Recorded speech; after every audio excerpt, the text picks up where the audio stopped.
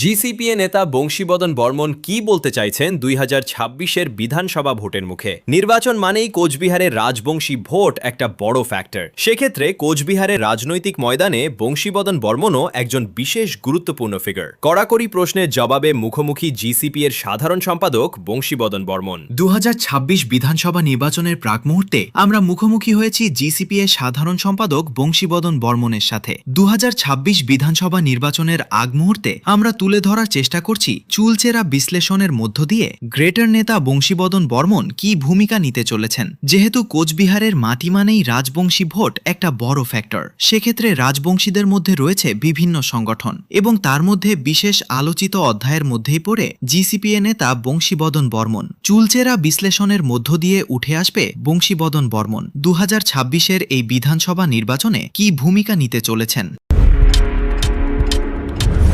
রাজবংশী সমাজের মানুষ বোকা বোকা কারে কই তোমরা কল দিচ্ছেন নাকি? না না না, শোনা যায় কায় কি কইল তার ব্যাপার না। রাজবংশী বোকাটা কেন তার বুঝেন দেখি। আজকে রাজবংশী বোকা হলে গেলে রাজবংশী কথার অর্থটাই তো জানেন। রাজ মানে শ্রেষ্ঠ।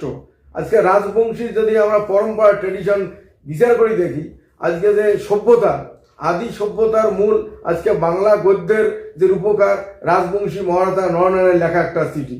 রাজবংশীর ভাষা শ্রেষ্ঠ ভাষা, এগুলো বহু ডিসকাস করে গেলে বহুত। আজকে প্রথম যে সভ্যতার মূল গাছের বাকলা নেংটি বিঁধিয়ে যে সভ্যতার সৃষ্টি করছে আদিম যুগের মানুষ, নৃতত্ত্ববিদের মতে সেই নেংটি বেনা জাতির আমরা বংশ পরম্পরায় রাজবংশী মানুষ। 2026 বিধানসভা নির্বাচন একেবারে দোরগোড়ায়, কি বলবেন বংশীবদন? দেখো, এটা তো একটা গণতান্ত্রিক দেশ। প্রত্যেক 5 বছর অন্তর অন্তর ভোট হইবে, ভোট আসবে যাইবে। ভোটের উপর পরিস্থিতির উপর নির্ভর করিয়া ভোট কি হয় সেটা দেখা যাবে। প্রকাশ্য সভায় আপনি ঘোষণা করেছেন 25টা আসন 2026 বিধানসভা নির্বাচনে, কি বলবেন? হ্যাঁ, ওটা তো প্রকাশ্যে কষি আমরা, কেননা মূল বক্তব্য হলো আমার যে বিধানসভার কাছে আইন প্রণয়ন যেটা করা হয় মানুষের বা দেশের উন্নয়নের জন্য, সেই ক্ষেত্রে আমরা আইন প্রণয়নে ঢুকিয়া আমার কর্ম করিবার জন্য দুই সরকার বা দুই পার্টি বা দুই সরকার, কেন্দ্র বা রাজ্য সরকারভাবে আমরা বার্তা দিয়ে একটা জনসভার মধ্য দিয়ে যে এবার রাজ্য যখন পরিষ্কার করছি মুখ্যমন্ত্রী যে আমরা একদিন এমনি ভোট দিয়ে আসছি, এবার কিন্তু আমার 2000টা রাজবংশী ভাষার প্রাইমারি স্কুল অর্গানিক স্কুল অনুমোদন দেওয়া হবে এবং রাজবংশী একটা স্বতন্ত্র পর্ষদ করে দেওয়া হবে বা ডেভেলপমেন্ট বোর্ড করে দেওয়া হবে স্বতন্ত্র, আর 25টা আমার সিট দেওয়া হবে নির্দল হিসেবে, সমর্থন করা হবে। তাই আমরা রাজ্য সরকার সমর্থন করবো। সাথে সাথে এই বার্তারাও দিচ্ছি আমরা কেন্দ্রের ক্ষেত্রে যে কেন্দ্র সরকার যদি আমার ওই ভারতভুক্তি চুক্তি মোতাবেক গসিল রাজ্য বা কেন্দ্রশাসিত রাজ্য বা সিগারো স্টেট দেয়, আর আমার যে রাজবংশী ভাষাটা 8ম তফসিলে অন্তর্ভুক্ত করে, আর যে 25টা সিট আমার নির্দল হিসেবে ছাড়িয়ে দেয়, তাই আমরা কেন্দ্রকে সমর্থন করবো। এই ক্ষেত্রে আমরা পরিষ্কার করছি যদি যায় এবং এই প্রস্তাব গ্রহণ করে মানিয়ে নেবে তাকে সমর্থন করবো, সেটা রাজ্য হোক কেন্দ্রে হোক। কিন্তু যদি দেখা যায় দোনো পক্ষে আমার প্রস্তাব গ্রহণ করি মানিয়ে নেবে চাই, সেই ক্ষেত্রে আমরা প্রাধান্য দেব কেন্দ্র। যেহেতু কেন্দ্র রাজ্য দেওয়ার ক্ষমতা কেন্দ্রের আছে, আমরা এই প্রাধান্যতা প্রথমে কেন্দ্রকে দেব। কিন্তু বংশীবদন বর্মন তো তৃণমূল কাছের মানুষ হিসেবেই সকলেই জানে, সেক্ষেত্রে কেন্দ্র যদি আপনাদেরকে গুরুত্ব দেয়ও এক্ষেত্রে বেশি, তাহলে বংশীবদন কি তৃণমূল থেকে ছিটকে যাবে?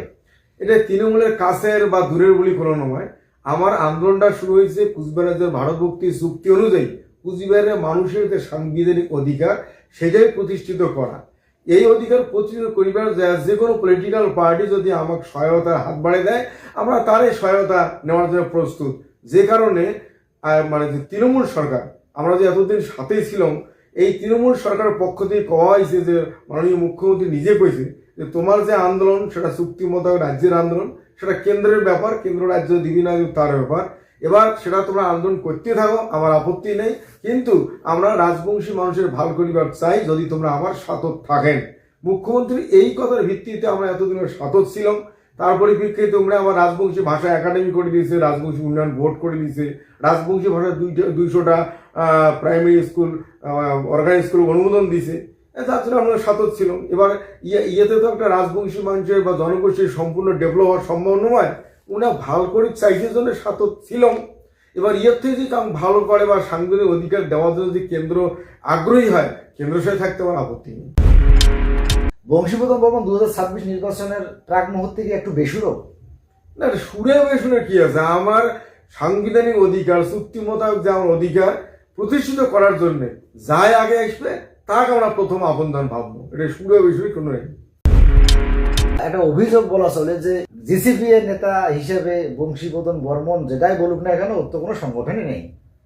দেখো, মানুষের বাক স্বাধীনতা আছে, মুখ দিয়ে করলে তো কোনো ট্যাক্স লাগে না যে এই কথা বলে মোর ট্যাক্স বাড়বে।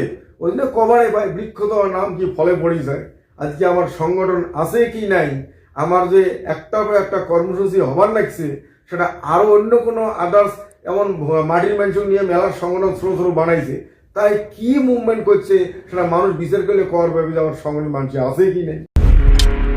সাংবাদিক সম্মেলন করে অনন্ত মহারাজকে বলতে শোনা গেছে যে তিনি জিসিপি এর যে সংগঠনের কর্ণধার সেটাই বৈধ, আর অন্যান্য জিসিপি এর সংগঠনগত বিষয়গুলোকে তিনি অবৈধ হিসেবে বলার চেষ্টা করেছেন সাংবাদিক সম্মেলনে। কি বলবেন? এটা তো বাক স্বাধীনতা যায় কবারে ভাই, কোনটা বৈধ কোনটা অবৈধ সেটা প্রমাণে কাজের মধ্য দিয়ে। এটি কোনো একটা ছোট্ট একটা উদাহরণ দিয়ে কওয়া যায়, যেমন মহাভারতের কাহিনী আছে নল দয়মন্ত্রীর কাহিনী। দয়মন্ত্রী বিয়ে করবে নল, কিন্তু দেবতার ঘর কওয়া দিচ্ছে যে দেবকন্যা কেন নল হয়েছে মত্তের রাজা, তাকে বিয়ে করবে। সেই ক্ষেত্রে স্বয়ংবর সভা হয়, দয়মন্ত্রী শোক দেবতা নল সাজিয়ে গেছে, কিন্তু দয়মন্ত্রী সেদিন বিচার করে দেখছে যে সগাই নল, তাহলে আসল নল কোনটা।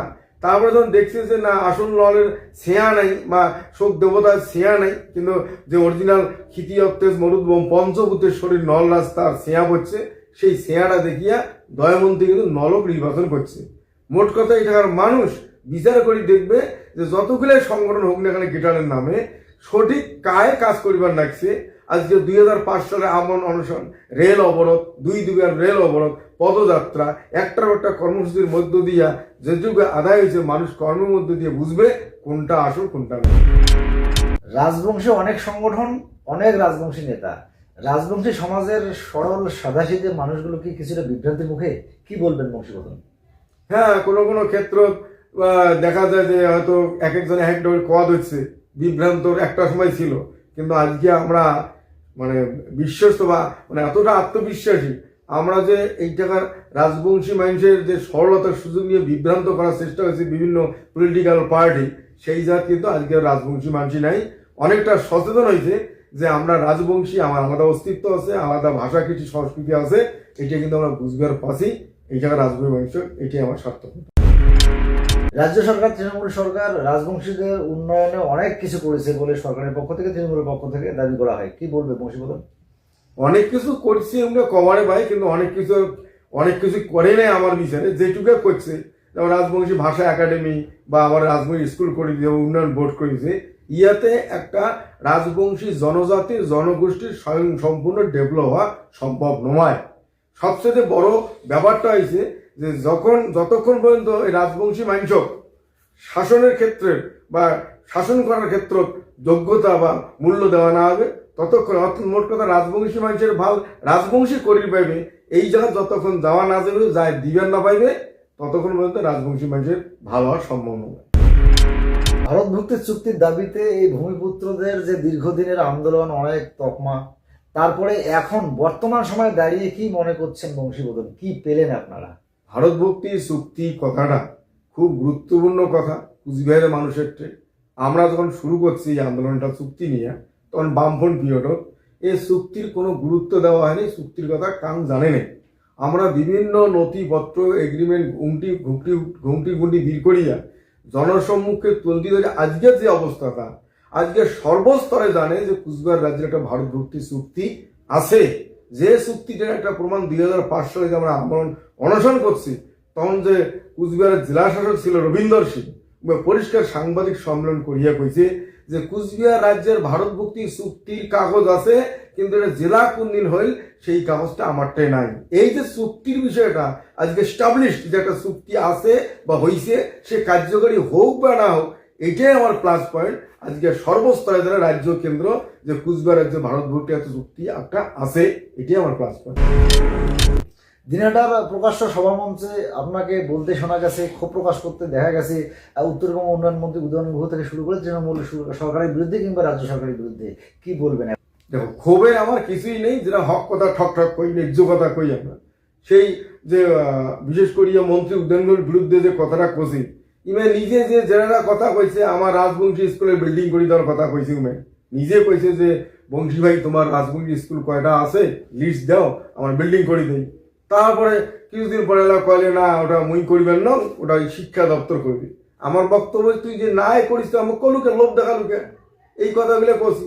তার মানে আমার রাজবংশী মানুষ সহজ সরল সাদা সিধা ভাবিয়া ব্যবহার করিবে চাই, তো সেইটা আর ব্যবহার করার অঙ্কুরির সময় নাই। এলা রাজবংশী মানুষই আমরা সচেতন হচ্ছি।